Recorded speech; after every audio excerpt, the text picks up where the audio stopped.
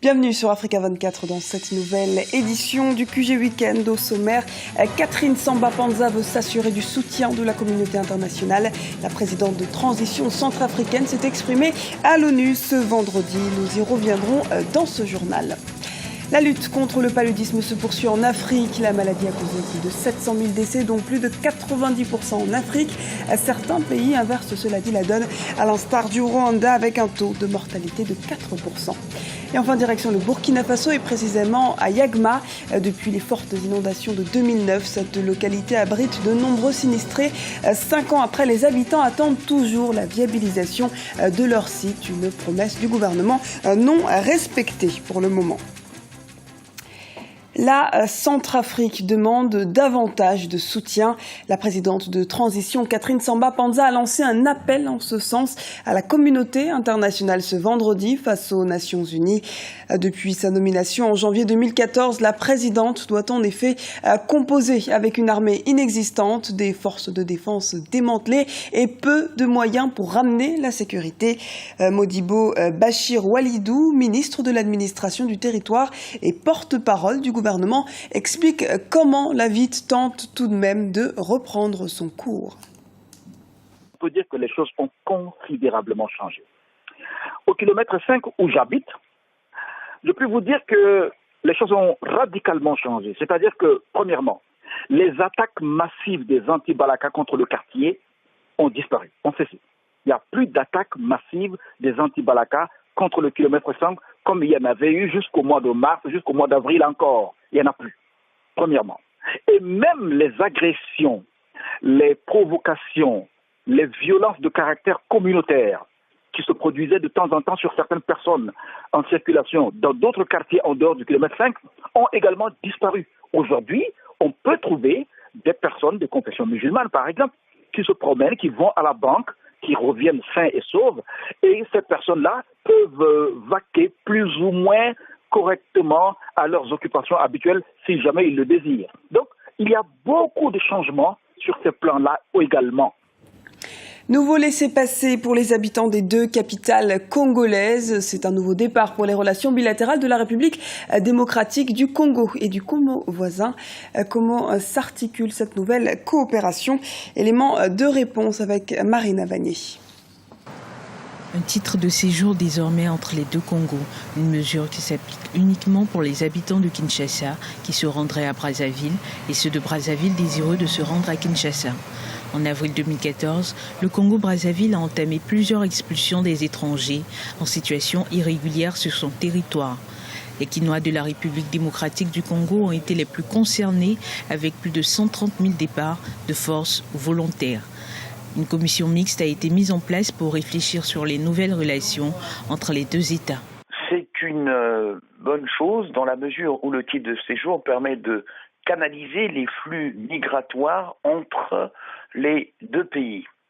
Quelle que soit la proximité géographique de ces deux pays, les deux pays sont souverains et chacun des pays, que ce soit le Congo-Brazzaville ou la République démocratique du Congo, a besoin de savoir quels sont les flux qui entrent et qui sortent de son territoire. Le gouvernement congolais avait accusé les personnes expulsées de Brazzaville d'être responsables des tirs et violences qui ont secoué un camp militaire le 22 juillet 2014. Depuis, les rapports se sont détériorés entre les deux capitales les plus rapprochées du monde. Quant à dire que ça va régler définitivement les problèmes, je pense que non, dans la mesure où ce n'est qu'une mesure transitoire et que le fond du dossier ou des dossiers entre les deux pays devront être réglés politiquement. La crise entre les deux États a entraîné l'interruption du commerce sur le fleuve Congo suite à l'imposition des visas de circulation sur les deux rives en mai dernier. Aussi, des divergences subsistent quant au contentieux sur les biens perdus et les violences qui avaient accompagné les expulsions. Manifestation d'opposition en République démocratique du Congo. 2000 personnes étaient en ordre de marche ce samedi dans les rues de la capitale à Kinshasa. L'opposition soupçonne et dénonce un éventuel nouveau mandat du président Joseph Kabila. En tête de ce cortège de 5 km, l'UNC et l'UDPS, les deux des principaux partis d'opposition représentés au Parlement. Écoutons à ce propos Vital Kamerhe, président de l'UNC, l'Union pour la nation congolaise. Le président de l'Assemblée nationale a distribué 4 projets de loi. Les 4 projets de loi portent modification de certains articles de la Constitution. Je ne sais pas ce que nos amis du pouvoir appellent la révision constitutionnelle. Quand on revoit plus de 5 articles de la Constitution, nous appelons cela la révision constitutionnelle. Et parmi ces articles, il y a l'article qui concerne les modes de désignation des députés nationaux, les sénateurs, les vice-gouverneurs et gouverneurs de province, surtout l'article 180, qui jusqu'à présent stipule clairement que les députés provinciaux sont élus au suffrage universel direct. Et qu'est-ce que vous pouvez faire? De ramener tous ces modes de scrutin qui sont jusque-là des modes de scrutin direct au mode de scrutin direct pour que désormais les députés provinciaux, par exemple, soient désignés par un groupe d'individus au second degré. Où en est la lutte contre le paludisme en Afrique? L'atteinte des objectifs du millénaire pour le développement, qui espérait une réduction de 75% des cas de paludisme, devient incertaine. Mais nous verrons le cas du Rwanda, qui lui a fait de réels progrès dans ce domaine, avec le reportage d'Oliva Diakotan, notre correspondant au Rwanda. Accentuer davantage les mesures de prévention du paludisme pour mieux traiter d'éventuels cas, c'est l'objectif des professionnels de santé du Rwanda. Nous sommes ici à Biryogo, dans un quartier populaire de Kigali, où vivent majoritairement des Rwandais et des ressortissants de plusieurs pays voisins. Une centaine d'agents de santé communautaire du centre de santé de la zone s'adonnent régulièrement à la sensibilisation des populations. Des séances qui se font parfois de porte en porte ou en grande masse. Et le résultat est probant, car depuis le début de l'année, seulement 2 cas de paludisme ont été diagnostiqués dans la dite zone.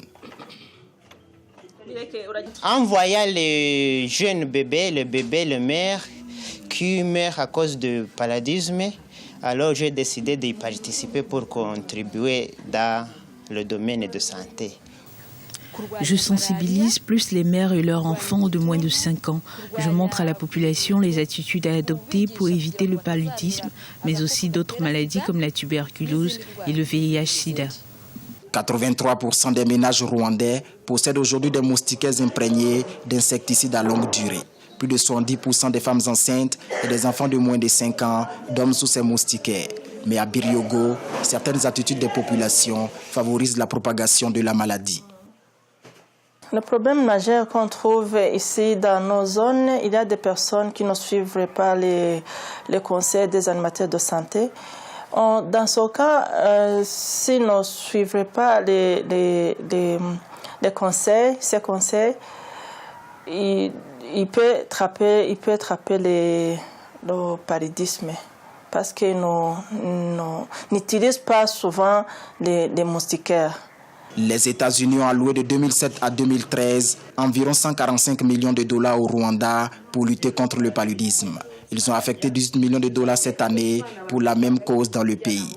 Aujourd'hui, le paludisme est la 4e maladie mortelle au Rwanda avec près de 4%.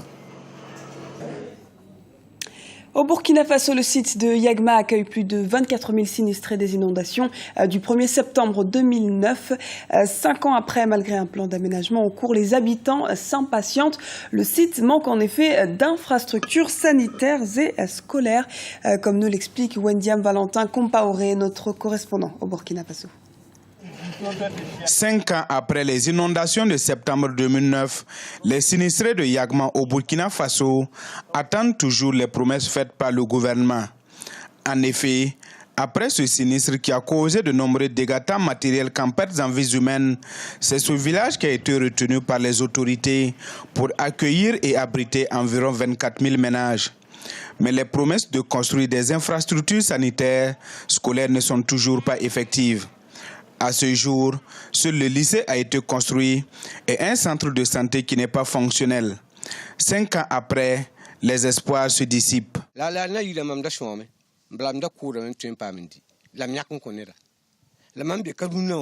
À Lanoa-Guéry, je cultivais et je gagnais à tel point que je partageais mes gains. Mais sur ce site, je vis des dons des gens qui m'aident souvent. Je suis même tombé malade, je suis sorti de l'hôpital grâce à mes voisins. Et honnêtement, depuis 2009, les difficultés se succèdent. Nous n'avons pas de bonne route, ni d'eau potable, ni d'électricité. Je suis commerçant à Lanoa-Guéry et je dois parcourir près de 30 km. Mais nous sommes obligés d'y aller car nous n'avons pas à Yagama un marché. Yagama est une bourgade située à une dizaine de kilomètres de la ville de Ouagadougou. Le site est toujours en pleine construction. Mais selon les sinistrés, la viabilisation annoncée tarde à venir. L'eau aussi, c'est vraiment un cas que nous souffrons beaucoup. On a des forages, mais les forages sont un peu... j'allais dire que c'est pas du tout bon. L'eau, quand on pompe, c'est la rouille. Donc quand tu bois ça, imaginez ce que ça peut faire. Depuis 2009 que nous sommes là, nous n'avons pas de travail. Nous avons eu depuis des fossés à creuser et après ça, plus rien. Même pour ceux qui peuvent repartir en ville travailler, ils sont exposés à l'insécurité car de retour la nuit, ils sont souvent agressés et dépouillés de tous leurs biens. Toutes les promesses d'aide sont restées vaines. Dans son plan d'investissement pour accompagner ces sinistrés, la construction d'infrastructures publiques y figurait. Mais sa mise en œuvre est retardée selon le ministre de l'Action sociale par la crise sociopolitique que le pays a connue en 2011. Ce plan devrait être examiné d'ici décembre prochain pour le bonheur de ses habitants qui se disent délaissés. Et c'est la fin de ce journal. Merci de nous avoir suivis. Retrouvez dans un instant une nouvelle édition du QG Weekend sur Africa 24.